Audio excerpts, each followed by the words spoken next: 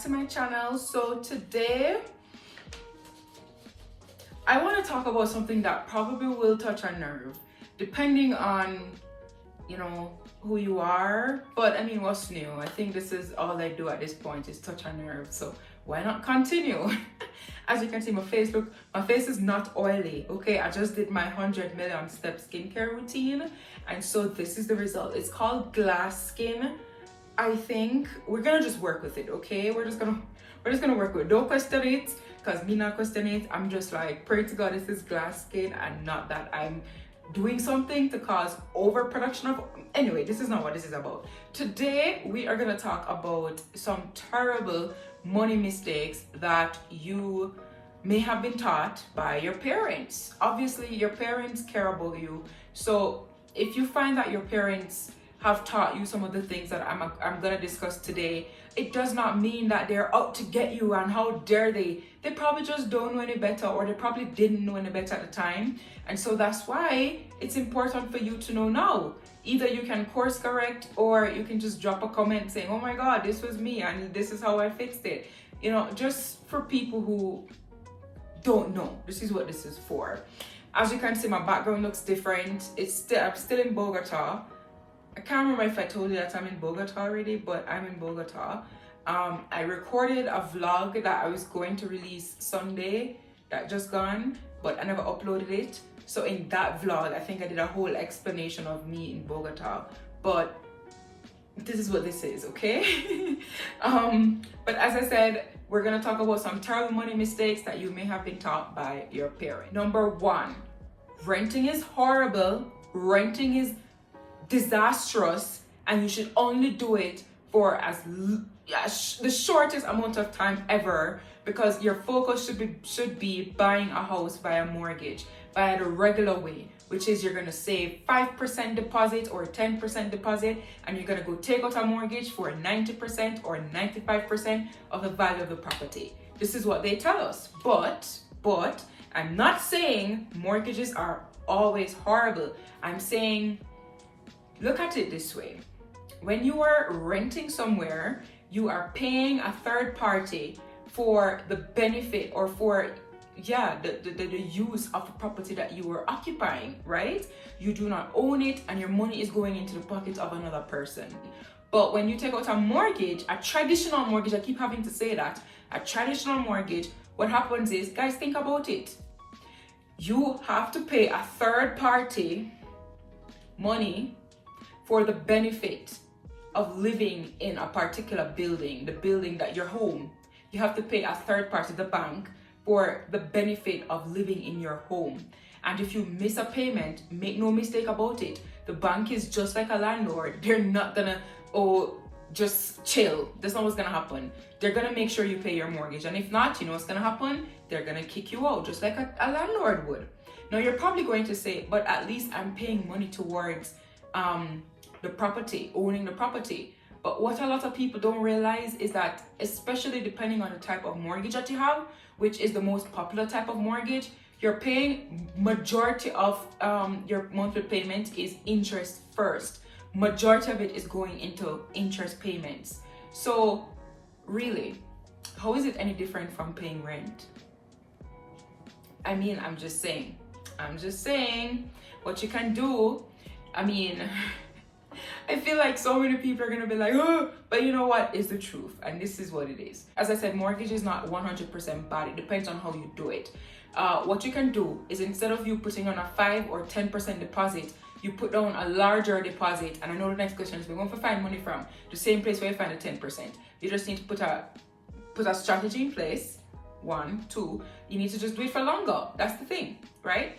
But you need to put on a larger deposit so that you end up borrowing less money, and so you end up paying less interest, and so you can actually develop equity in the property a lot faster, right? But the traditional way that our parents want us to do, it may not be the best way. It'd be better if you find somewhere to rent that is way under the amount that a mortgage would cost. For example, if a mortgage running 130,000, which by the way, these are not crazy numbers, 130,000, it can only get you probably a $23 million place. What I would suggest is, instead of you paying $130,000 per month for a 10% deposit property, you go find somewhere to rent for 50 or 60,000, and yes, it is possible. 50 or 60,000 dollars per month, and you invest the balance that you'd be paying for a traditional mortgage. You invest it, and you turn it over and you turn it over and turn it over until you can put down a more substantial deposit on the property, pay less interest because you have borrowed less money. You see what I'm saying? Am I spelling sense? So yeah, that's what I mean. Renting is not always bad. Renting is not always bad. I feel like it's better to rent than you run up in an overpriced place that you can't afford, because what's gonna happen? Do you want to be paying your mortgage for like 25 years, 30 years? Because these are the regular mortgage terms, 25 to 30 years. Do you want to do that? Because if you do the traditional way, that's what's gonna happen.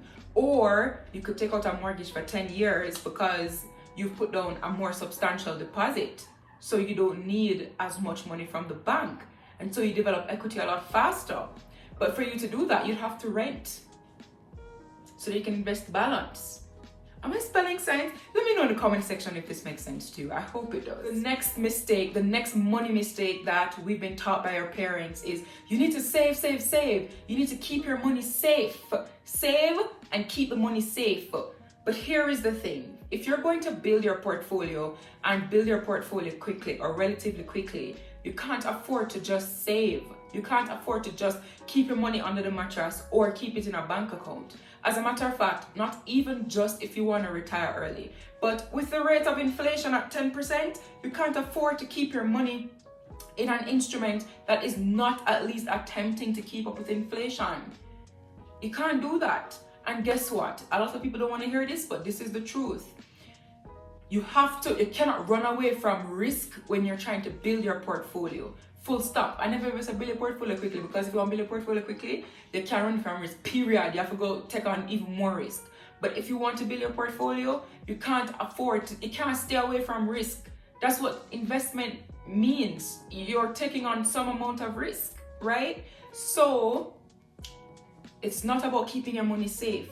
You have to take on some risk. The amount of risk is dependent on you, but you have to take on some. You have to invest your money. You can't afford to save. Your money will lose value. Your hard-earned money is going to lose value. Secondly, you're not going to be building your portfolio as quickly as you possibly could. You're probably going to end up working for the next 40, 50 years. And that's not what we want over here. So that is the second money mistake that you probably have been taught by your parents. The next one is that university is key, and you need to make sure you get a good degree so that you can make money. That is one of the biggest fallacies I've come across, because not only am I proof that this is not true, me myself, I see it all the time, and I'm pretty sure you guys see it too.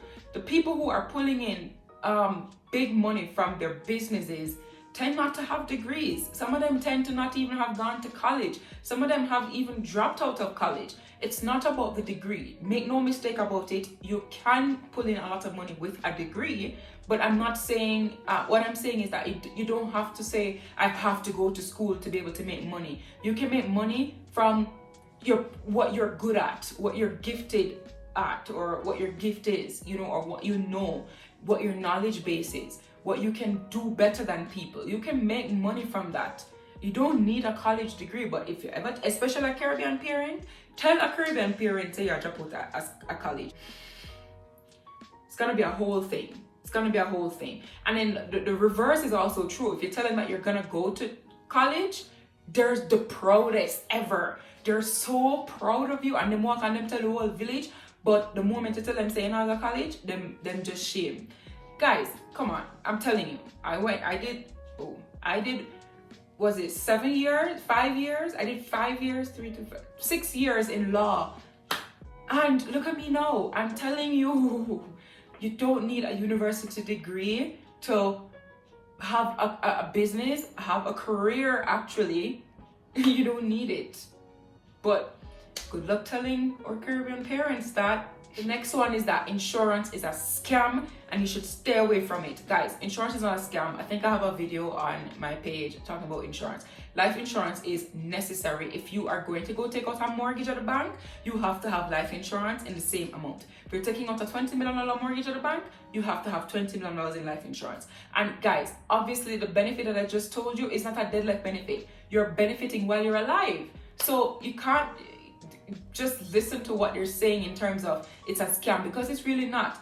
Some policies actually develop cash value. So if you surrender the policy years down the line, you actually get a check of crazy amounts of money depending on what your premium was. And before you say no, you don't have to pay no $100 a month to get crazy amount of money.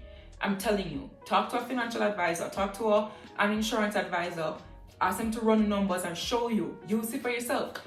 Insurance is not a scam. I see why they say it, but it's not a scam. Life insurance has living benefits, benefits that you can benefit from while you're alive. And so I wouldn't say that's a scam at all. The next one is that credit cards are evil. This is not just a Caribbean parent thing. I feel like so many people think credit cards are evil, and I get it. In fact, I ask my clients to stay away from credit cards because as a slip, you slide a credit card. If you don't know what you're doing, it's so easy for you to get in debt, right? So I ask my clients to stay away from it completely until we have everything else under control. But here's the thing, credit cards can be such a great tool. You just need to know how to use it. You need to understand the actual terms, your statement date. You need to know what your payment date is. You need to understand what these things mean.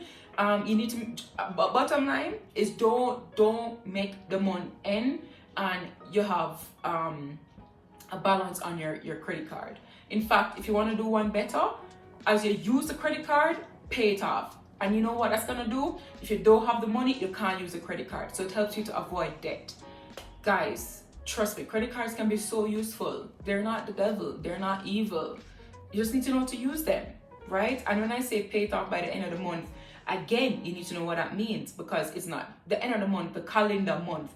It's the end of the month in terms of when you're supposed to pay your credit card. You see? You understand what I'm saying? People tend to think, oh, at the end of the month I clear it. No, you need to look on your statement to see when the due date is for this payment, right? But if you understand it, it can be great, especially in business.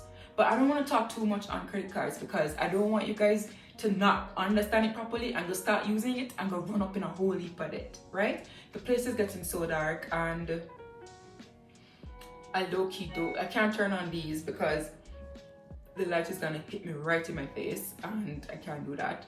But just bear with me, I think I have like 2 more points left, and that is that. Actually, I have 1 more point left, and it is lifestyle inflation. Guys, so with your, especially Jamaican parents, you start working and you start bringing in some money, you start bringing in a paycheck, they're gonna be like, Lord man, time for you buy a car. Lord man, time for change the car. Lord man, this a place that you have find an apartment. Do not listen to them. Do you understand? Don't listen to them. It's called lifestyle inflation.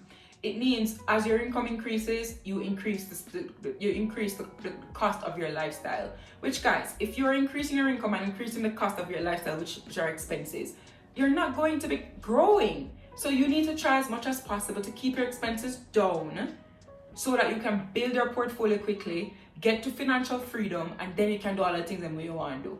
And guys, this brings me to the end. I'm not gonna lie to you, I'm happy to say this at the end of the video because the place is dark. I'm not know what to do. So until the next video, I'm gonna figure out this lighting situation. I normally record from over here, but it's even darker over here. So until my next video, my Sunday chit chat video, I have a vlog for you. I low-key don't know if I should tell you because I don't know how me stay. My every take me, I'm gonna post a vlog then no more post our next thing. But I already recorded it, so I probably might as well just post it. Is me in Bogota running to go get groceries and showing you how much groceries I got for 9,000 Jamaican dollars. Your jaw got drop. As a motherfucker, you make a post. Your jaw got drop when you see it. Whole heap of things. Anyway, that's all I have for you guys. Don't forget to like, subscribe, comment, and share. See you in my next video.